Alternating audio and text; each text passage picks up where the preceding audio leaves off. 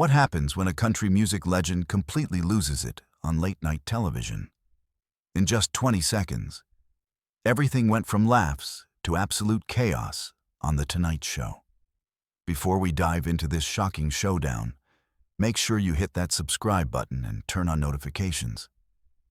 We bring you daily videos exposing Hollywood's darkest scandals, the confrontations they don't want you to see, and the moments that shake the entertainment industry to its core.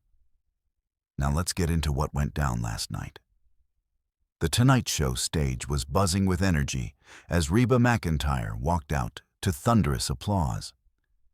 Jimmy Fallon greeted her with his signature smile, and the audience was ready for what they thought would be another fun celebrity interview.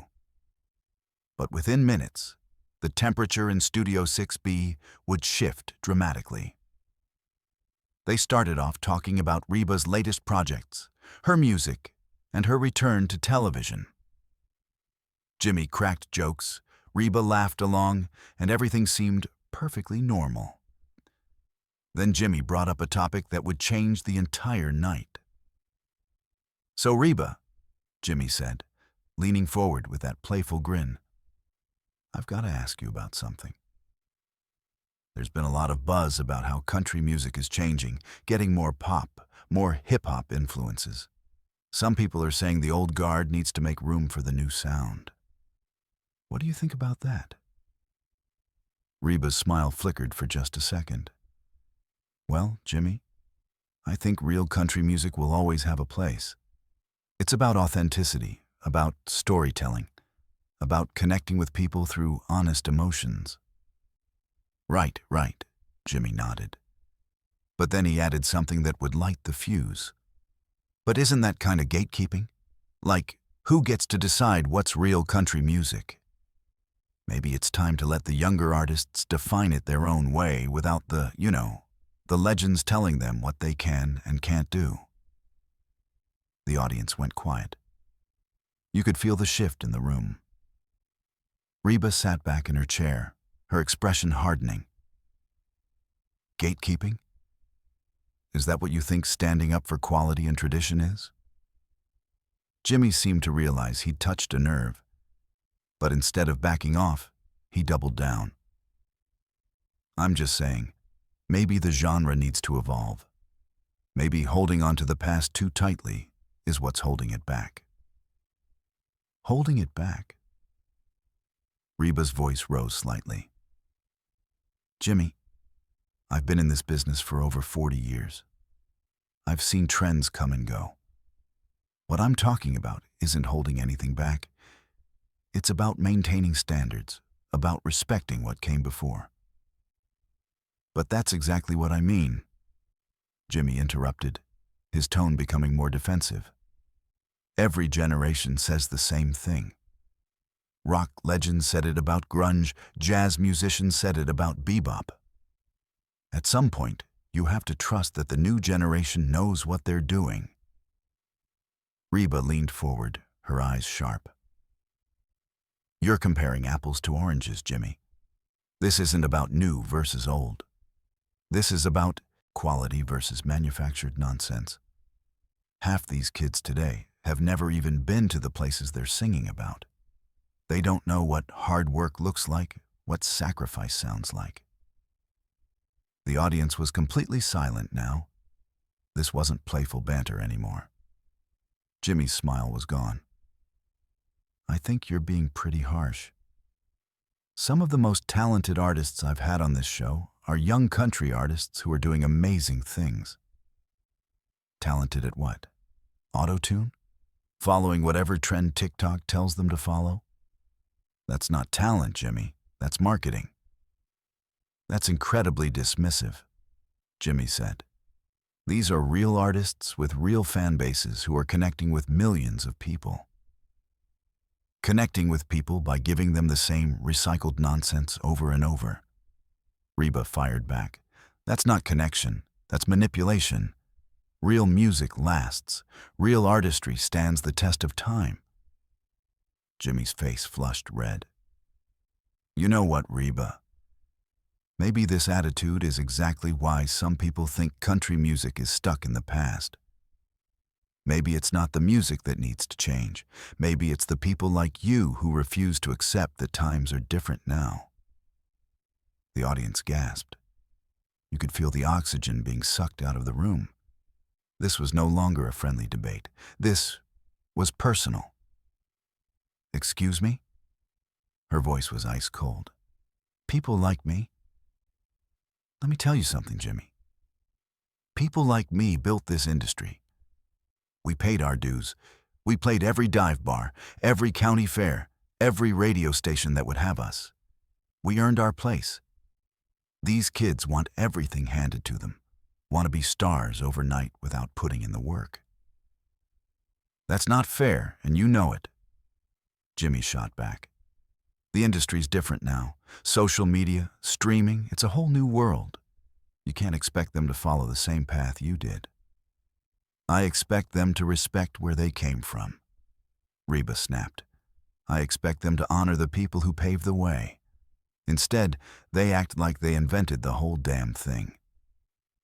Jimmy stood up from his desk, clearly frustrated. You're literally doing exactly what every older generation does. You're saying your way was better, your music was better, your generation was better. It's the same tired argument that's been happening since the beginning of time. Reba stood up too, her mic still clipped to her shirt. My way was better because it was real, Jimmy. It was honest. We didn't have teams of writers crafting every word. We didn't have algorithms telling us what to sing about.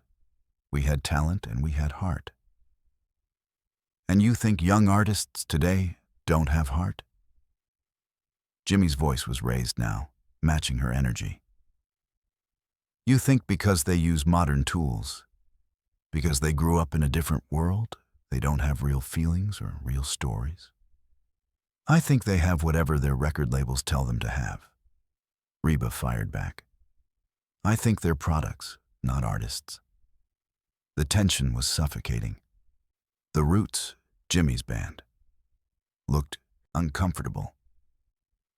The audience didn't know whether to clap or stay silent. Jimmy ran his hand through his hair, visibly trying to control himself. Reba, I brought you on this show to have a fun conversation, not to trash an entire generation of musicians. You brought me on this show to be a dancing monkey, Jimmy, Reba said, her voice dangerously calm now.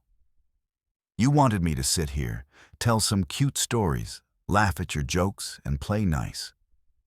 But when I tell you the truth, when I tell you what's really happening in country music, suddenly I'm the problem. That's not what I said. That's exactly what you said. Reba cut him off. You basically called me a bitter old woman who can't accept change. Well, let me tell you something. I'm not bitter. I'm protective. I'm protective of something I love, something I dedicated my life to. And I'm not going to sit here and let you or anyone else tell me that standing up for quality is gatekeeping. Jimmy's jaw clenched. You know what? Maybe you should be more open-minded. Maybe that's why your last album didn't do the numbers you expected. Maybe the audience is tired of the same old sound. The studio went dead silent. That was a line crossed. Reba's face went pale, then red. What did you just say to me? Jimmy realized his mistake immediately, but the damage was done. Reba, I didn't mean... No, say it again, Reba demanded, stepping closer to his desk. You want to talk about my album sales? You want to come at me like that? I'm just saying that maybe there's a reason newer artists are connecting with audiences in ways that... Bullshit. Reba cut him off, and the audience gasped at the profanity. You know what your problem is, Jimmy? You sit behind this desk every night, smiling and laughing and pretending everything is wonderful. But you don't know a damn thing about real music. You've never created anything real in your life. You're a game show host who got lucky. Jimmy's face went bright red. How dare you? I've worked my ass off to get where I am." "So have I," Reba shouted back. "And I'm not going to stand here and let some talk show host who's never written a song, never performed in front of a crowd that wasn't guaranteed to cheer, lecture me about my career." "Then maybe you should leave," Jimmy said, his voice shaking with anger. "Maybe I should," Reba shot back. She reached down and unclipped her microphone, the sharp sound echoing through the silent studio. "You know what, Jimmy? I came here tonight thinking I was going to have a nice conversation, promote my tour, connect with fans. But instead, you wanted to start something. You wanted to create drama. Well, congratulations. You got it." "Reba, come on," Jimmy said, but his voice lacked conviction. "No," Reba said firmly. "I'm done. I'm done with people like you who think you can disrespect everything I've built, everything I stand for, and expect me to just smile and take it." She dropped the microphone on the chair with a thud. The sound echoed through the studio like a gunshot. "This is live television," Jimmy said weakly, gesturing to the cameras. "You can't just walk off." "Watch me," Reba said coldly. "Think about your fans," Jimmy tried. "Think about the people watching." "I am thinking about them," Reba said. "I'm thinking about showing them that you don't have to tolerate disrespect, even on national television. I'm thinking about teaching them that sometimes you have to stand up for what you believe in, even when it's uncomfortable." "This is career suicide," Jimmy said, and there was almost a pleading quality to his voice now. Reba laughed, sharp and bitter. "Career suicide? Jimmy, I've had a career longer than you've been alive. I've sold over 90 million records. I've won every award there is to win. My career is just fine. Your career, on the other hand, might want to reconsider how you treat your guests." "I don't give a damn if it's live or not," Reba continued. "Your audience deserves to see this. They deserve to know that when you bring someone on this show, you should treat them with respect, not try to make them look stupid for your own entertainment." "I wasn't trying to make you look stupid," Jimmy protested. "Then what were you trying to do?" Reba demanded. "Because from where I'm standing, it seems like you wanted to pick a fight about country music. Probably thought it would be funny to wind up the old country singer and watch her defend herself. Well, congratulations. You succeeded." The band looked at each other nervously. The producers in the booth were likely losing their minds. "You're overreacting," Jimmy said, but he sounded uncertain. "I'm reacting exactly how any self-respecting artist would react when they're disrespected on national television," Reba said. Her voice was steady now, controlled fury. "You crossed a line, Jimmy. You made this personal when you brought up my album sales. You don't get to do that and then act like I'm the crazy one for being upset." "I apologize for that comment," Jimmy said quickly. "That was out of line." "Damn right it was," Reba said. "But it's too late now. You showed your true colors. You showed everyone watching that when you don't get the cute, easy interview you want, you go for the throat." She started walking toward the edge of the stage. "Reba, please," Jimmy called after her. "Let's just take a breath and..." "And what?" Reba spun around. "Pretend this didn't happen? Go to commercial and come back with fake smiles?" "I don't work that way, Jimmy. I'm honest. I'm real. And I'm not going to sit here and be part of your circus." "You're making a huge mistake," Jimmy said, his voice rising again. "Walking off like this, it's going to look bad for you." Reba laughed, a sharp, humorless sound. "Look bad for me?" "Jimmy, I've survived 4 decades in the music industry. I've survived divorce, career setbacks, changing trends, and every challenge you can imagine. You think walking off your show is going to hurt my reputation? If anything, people will respect me more for standing up for myself. This is unprofessional, Jimmy said. You want to talk about unprofessional? Reba's voice rose again. You insulted my career, my music, and my integrity on live television. You basically called me irrelevant. And now you're telling me I'm being unprofessional for not sitting here and taking it? Go to hell, Jimmy.